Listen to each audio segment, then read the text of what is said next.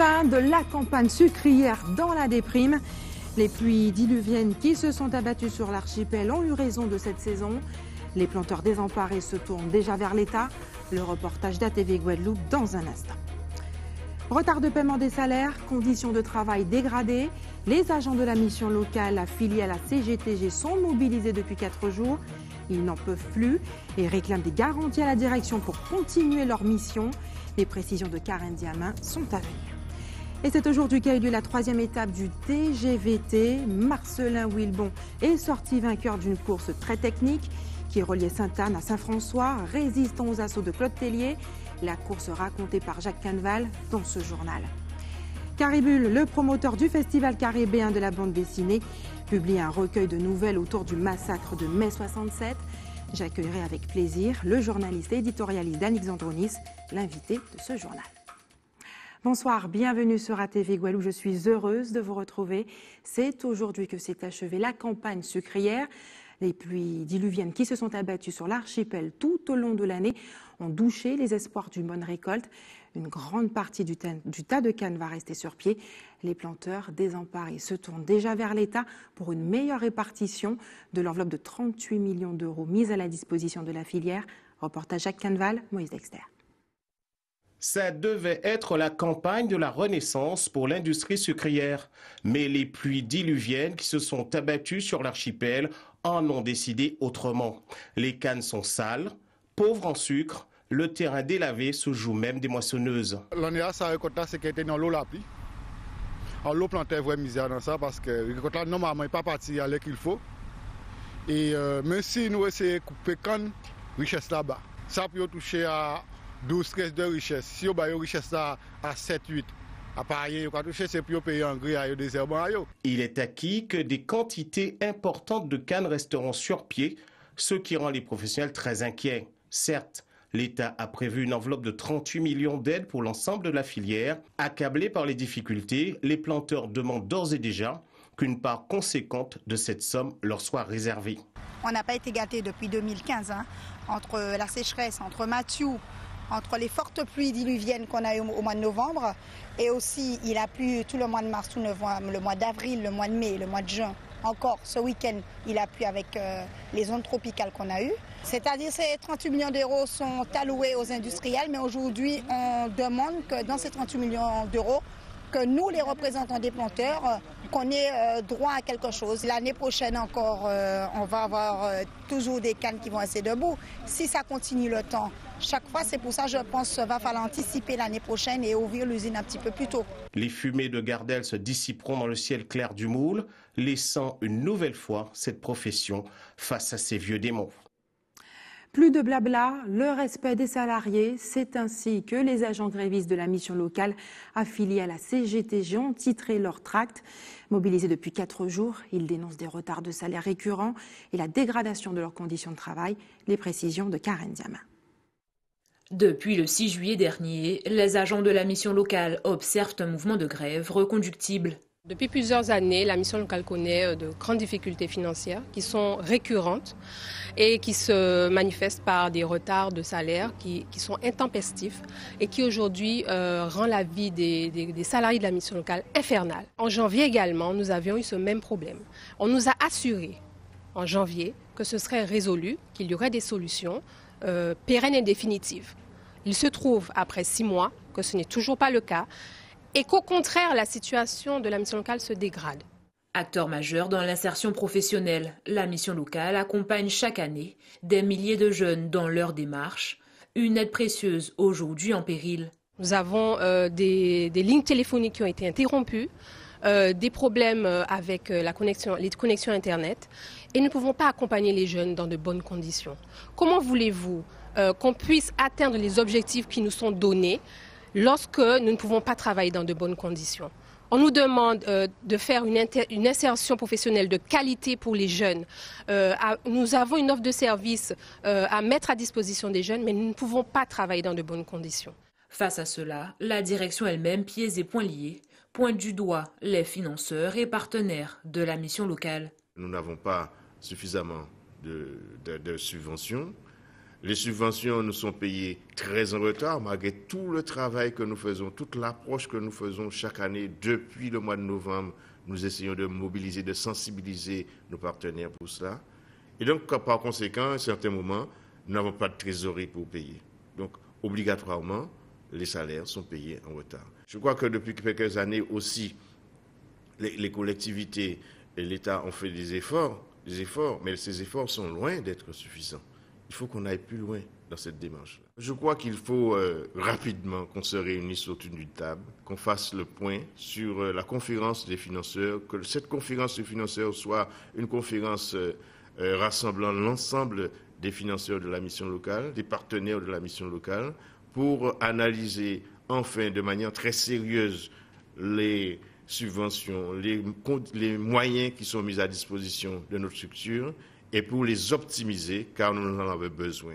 Si la direction assure que le salaire du mois de juillet sera payé, rien n'est moins sûr pour celui du mois d'août. En attendant, les agents restent mobilisés et espèrent une aide rapide et efficace des partenaires de la mission locale. Émoi et stupéfaction en Martinique. Un corps en état de décomposition a été retrouvé hier matin au quartier Saint-Aroumont à Sainte-Marie. Selon les premiers indices, il s'agirait de celui de Morgane Lebel, un jeune homme âgé de 15 ans, disparu du domicile de ses parents après une dispute avec sa maman depuis le 4 juillet dernier. Ses parents ont accepté de se livrer face à la caméra d'Alizé Lutran et de Yoann Boulard. C'est ici, en contrebas de la maison familiale, que le corps a été retrouvé. Cet agent des pompes funèbres est l'une des premières personnes dépêchées sur place. Ça s'est passé ici, donc on a pu récupérer ici. Quand on est arrivé, c'était pas agréable. C'était déjà entré en phase de décomposition et il fallait l'enlever de là. Décrit par son entourage comme un adolescent jovial, Morgane Lebel devait prochainement entrer en première électrotechnique au lycée de Trinité. Sa mère, encore sous le choc, accepte de témoigner à visage caché. C'est la colère totale. Oui, la colère totale. Il avait un dossier à déposer la semaine prochaine. Si c'était un suicide, il ne l'aurait pas fait. C'est un enfant qui est aimé de tout le monde, très aimé de tout le monde, des petits jusqu'aux grands. Non, je suis désolée. Il n'a jamais eu de problème. C'est un enfant peut-être foufou, qui veut dire il aime jouer énormément, mais ce n'est pas un enfant suicidaire. Pour sa mère, difficile de croire qu'il serait passé à l'acte à quelques mètres de leur domicile, là où avaient débuté les nombreuses battues. Le jour de sa fugue présumée, suite à une querelle familiale, rien ne laissait présager cette fin tragique. Il m'a dit « Maman, je descends en bas. On voit mon fils aller chez le coiffeur. On voit mon fils près du terrain avec des amis, il fait du vélo. C'est pas un fugueur. Un fugueur part tout de suite. Un fugueur ne va pas chez le coiffeur. » Grâce à l'appel à témoins, plusieurs personnes assurent avoir vu Morgane à Schellcher, puis à Fort-de-France. Mercredi dernier, sa maman reçoit un message qui lui glace le sang. Une dame dit avoir croisé son fils au niveau du rond-point du Vietnam héroïque, accompagné d'un homme. Le message qui dit que Madame, j'ai vu votre fils. Est-ce que c'est bien Morgane? Est-ce que c'est un polo orange, un short noir? Et je lui ai bien dit oui. Mais il me dit votre enfant était stressé, il n'était pas bien. Je l'ai vu, il m'a demandé l'heure. Et de là, je lui ai demandé d'appeler directement la police. Morgane laisse derrière lui une mère et une sœur meurtries qui demandent aujourd'hui que la lumière soit faite sur les circonstances exactes de sa mort. Moi, je demande à ce que les policiers fassent leur travail de façon, une vraie recherche totale sur tout le monde. Jusqu'à maintenant, je n'arrive pas à réaliser. Je vois mon frère passer comme d'habitude. La dernière image, c'est qu'il était fier de mon fils. Il était fier de mon fils. Il était très attaché à mon bébé. Donc. Les résultats de l'examen du corps viennent de tomber et confirment la thèse de la pendaison. Le corps de Morgane doit maintenant être autopsié. Une enquête a été ouverte. Autre drame, cette fois en Guadeloupe, samedi soir pour une raison inconnue. Le conducteur d'un deux roues, un jeune homme de 30 ans, a perdu le contrôle de son scooter, percutant un autre véhicule non loin du lycée des droits de l'homme à Petit-Bourg. Ne portant pas de casque, il n'a pas survécu au choc. Un drame qui porte à 18 le nombre de personnes mortes sur la route depuis le début de l'année en Guadeloupe. Comment réduire ces accidents? De nombreuses opérations de sécurité routière sont initiées tout au long de l'année. C'est ce que nous allons voir ce soir avec notre invité. Bonsoir. Bonsoir. Joseph, excusez-moi, Augustine, bonsoir. Bonsoir. Merci d'avoir accepté notre invitation. Vous êtes le délégué régional de Laser Antilles-Guyane, qui est une ONG membre du groupe des Nations Unies pour la collaboration en matière de sécurité. Et vous renouvelez cette année pour ces grandes vacances l'opération Un Tour de Guadeloupe pour les jeunes conducteurs, pour les novices. Où aura lieu cette opération, cette 19e édition? Alors, cette opération aura lieu en Guadeloupe, bien sûr, avec une ouverture protocolaire à Petit Canal, mercredi matin.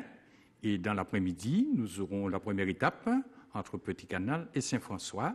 Et c'est une épreuve éducative et culturelle, de façon à ce que nous puissions faire comprendre aux jeunes qui arrivent sur le marché eh bien, qu'ils ont des droits, mais aussi des devoirs sur la route. Et donc, par cette épreuve-là, nous essayons de faire comprendre aussi à tout le public que les accidents, un accident, ce n'est pas de la fatalité. Donc, il y a des causes qui amènent l'accident. Donc, il faudra justement respecter les règles de circulation. Alors, je suppose que vous faites un travail justement sur ces causes. Quelles sont les causes qui reviennent fréquemment en Guadeloupe? Ah si, ça revient. Mais justement, quelles sont les causes qui reviennent fréquemment en Guadeloupe, justement? Tout à fait, tout à fait. Ils sont souvent associés, ces jeunes conducteurs, associés à des profils à risque, mais le sont-ils vraiment? Alors, ils sont, en théorie, ils sont à risque pour les compagnies d'assurance. Puisque c'est vrai, lorsqu'un jeune qui a moins de 21 ans, il va à l'assurance, donc à tous les coups, il paye un surplus par rapport à l'expérimenté. Mais sur le plan pratique, il n'est pas prouvé que le jeune qui vient d'avoir son permis est plus à risque que l'ancien. Parce que, au fait, beaucoup d'anciens pensent, parce qu'ils ont atteint une expérience, donc ils peuvent s'autoriser à faire du n'importe quoi, ils vont toujours passer à travers les mailles. Mais ce n'est pas toujours vrai. Et c'est quoi que je vous dis tout à l'heure, que l'accident, ce n'est pas une fatalité. Il y a des risques qu'on ne doit pas prendre. Et voilà. De nombreuses voitures sans permis circulent en Guadeloupe, limitées à 45 km/h. Elles se retrouvent souvent sur les voies rapides, hein, on les voit. Est-ce qu'elles représentent pour vous un danger? Est-ce que c'est un phénomène qui vous interpelle en tant qu'ONG qui s'occupe de la sécurité routière?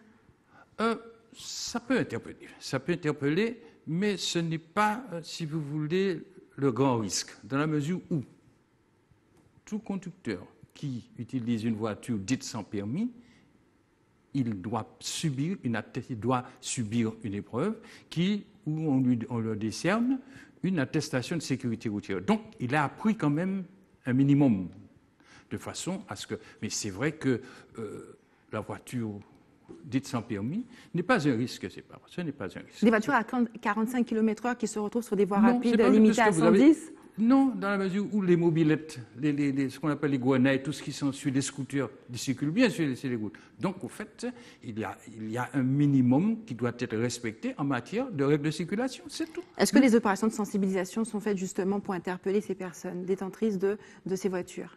Non, pas du tout. Les principales victimes, en tout cas aujourd'hui en Guadeloupe, ce sont les piétons. Ils représentent 59% des tués. Malheureusement, oui. Alors, comment expliquer ça?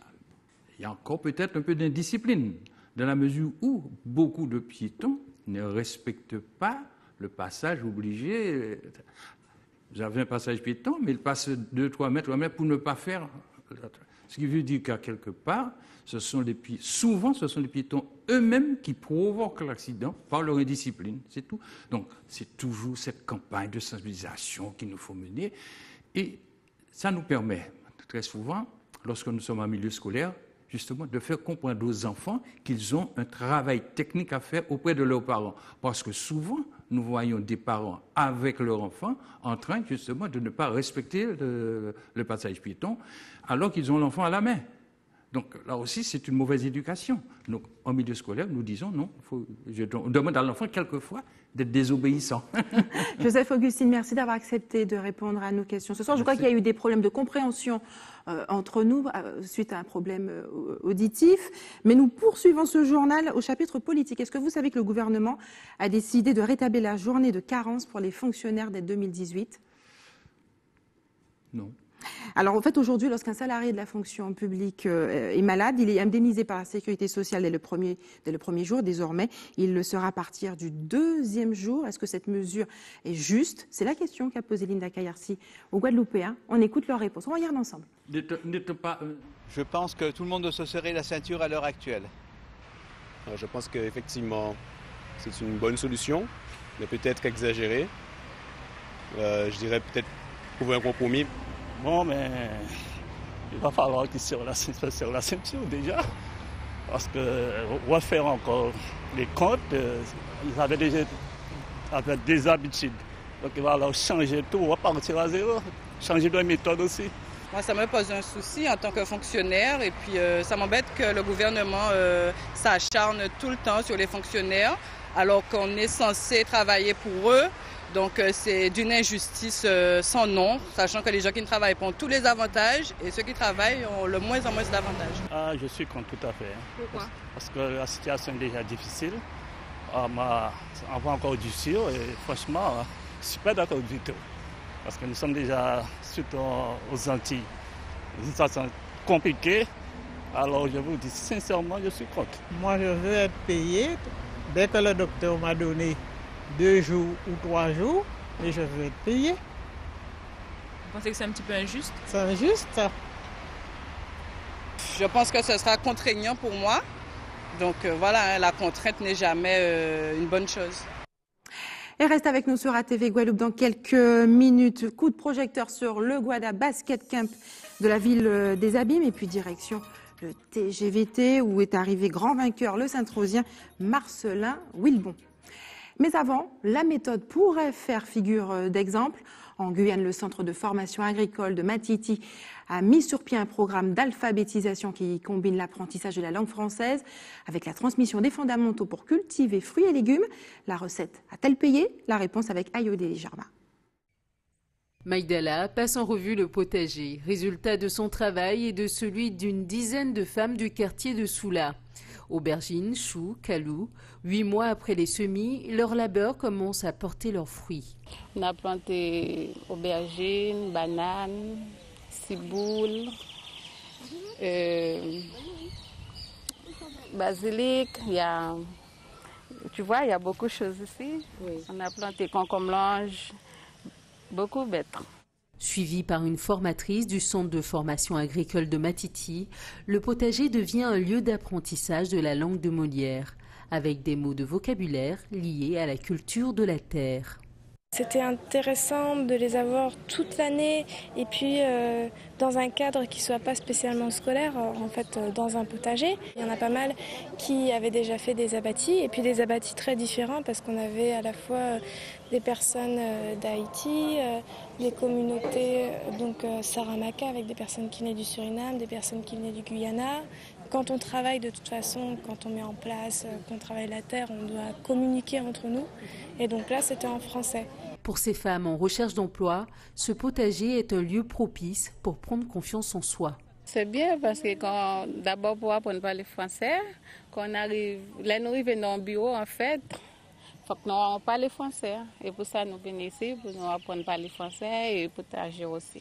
La semaine prochaine, ces femmes récolteront le fruit de leurs efforts, en même temps que quelques mots de vocabulaire supplémentaires.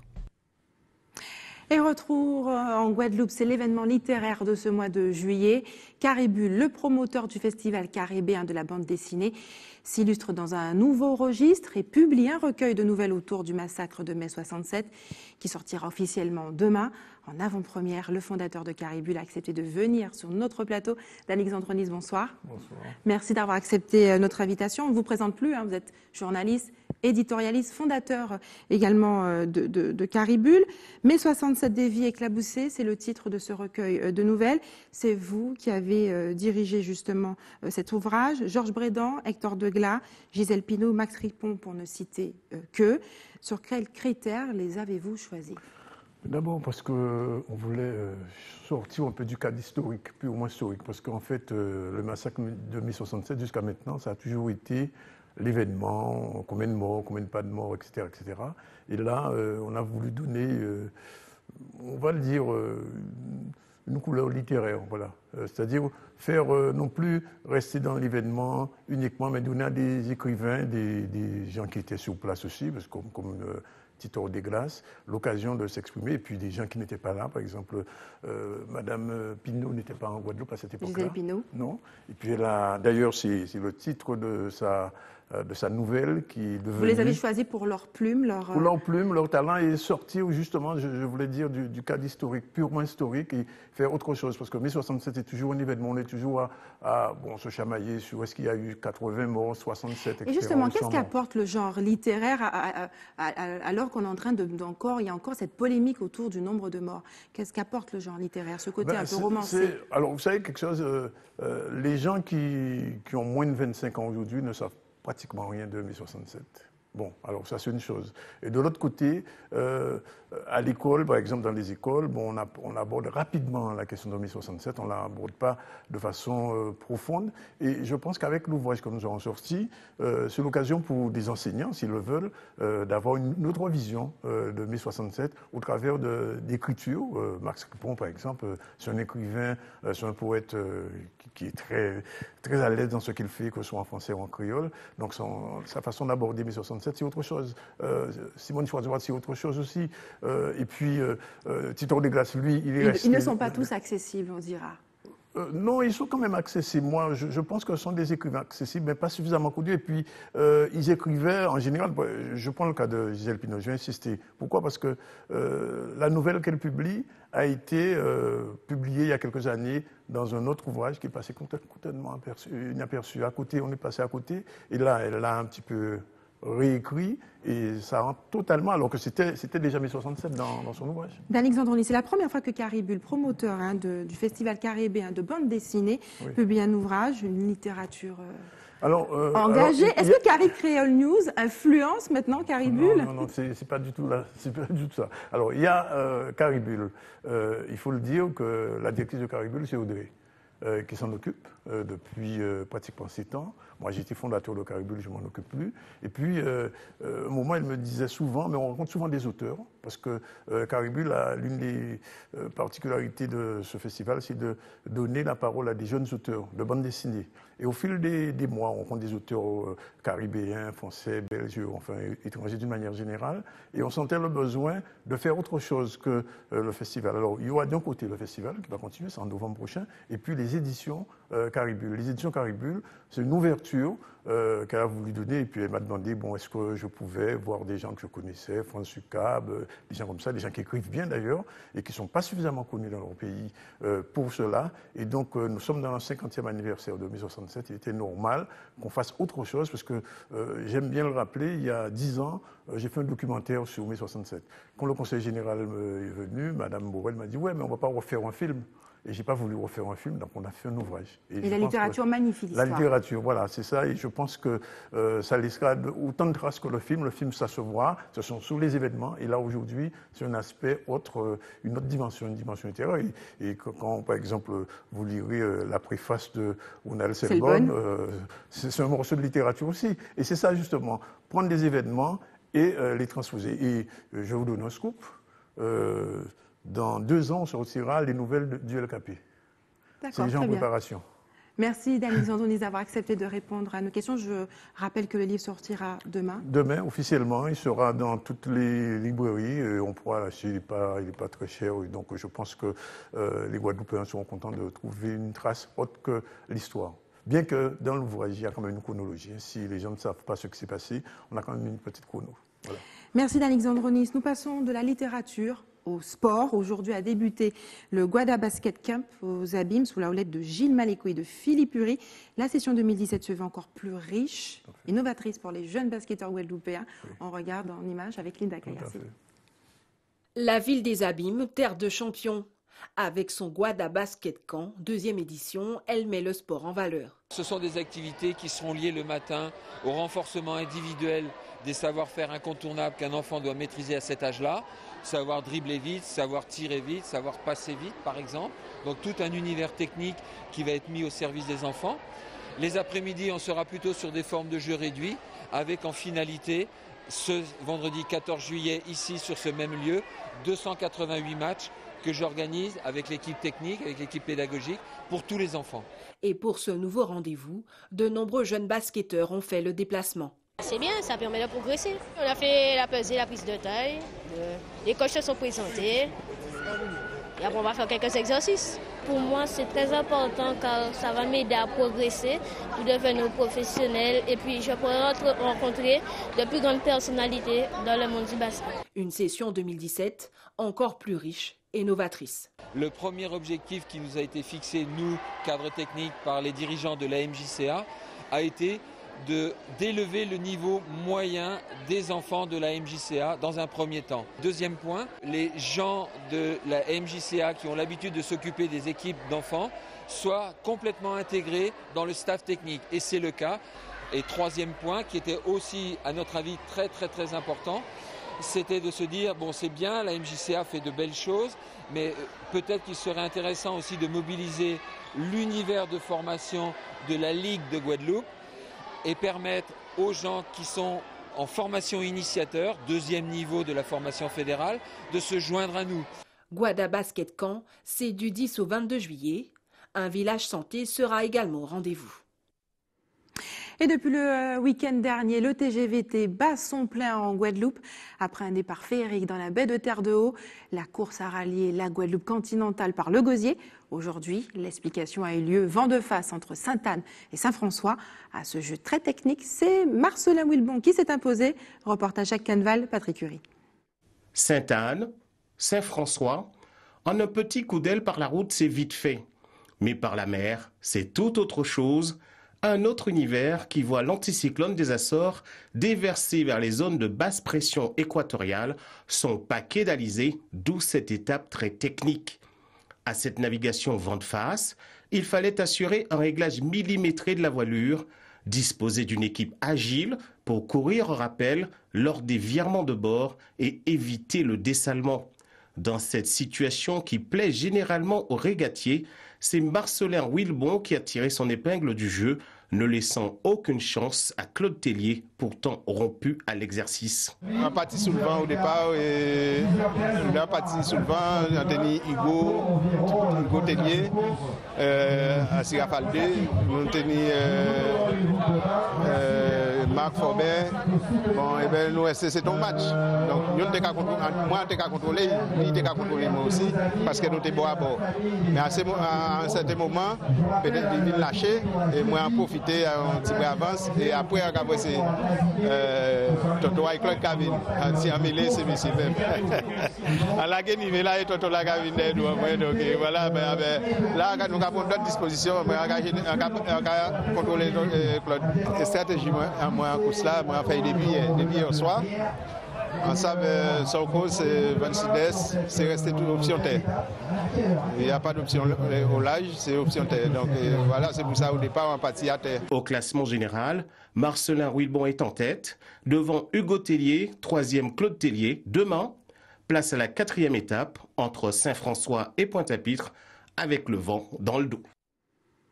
Et c'est l'heure des informations pratiques. Maintenant, l'équipe de l'établissement français du sang vous donne rendez-vous demain face à la mairie de Bouillante sur le parvis de 8h30 à 13h. Et enfin, si vous avez des informations à nous communiquer, n'hésitez pas à nous appeler au 60 11 2 fois. Et voilà, c'est la fin de notre édition locale et régionale. Mais avant de se quitter, je vous rappelle les principaux titres de ce lundi 10 juillet. À la une ce soir, nous l'avons vu, fin de campagne dans la déprime. Les pluies diluviennes qui se sont abattues sur l'archipel ont eu raison de cette saison. Les planteurs désemparés se sont déjà tournés vers l'État pour une meilleure répartition de l'enveloppe de 38 millions d'euros mise à la disposition de cette filière. Et puis retard de paiement des salaires, conditions de travail dégradées. Les agents de la mission locale affiliés à la CGTG sont mobilisés depuis 4 jours. Ils réclament des garanties à la direction pour continuer leur mission. Et Marcelin Wilbon est sorti vainqueur de la 3e étape du TGVT, une course très technique qui reliait Sainte-Anne à Saint-François. Il a résisté aux assauts de Claude Tellier. Rendez-vous demain pour la 4e étape. Et puis Caribule, le promoteur du festival caribéen de la bande dessinée, publie demain un recueil de nouvelles autour du massacre de mai 67. Le journaliste Danick Zandronis était l'invité de ce journal pour en parler. Et on se retrouve demain. Je vous souhaite une excellente soirée sur ATV Guadeloupe. Rendez-vous demain, même heure, même chaîne.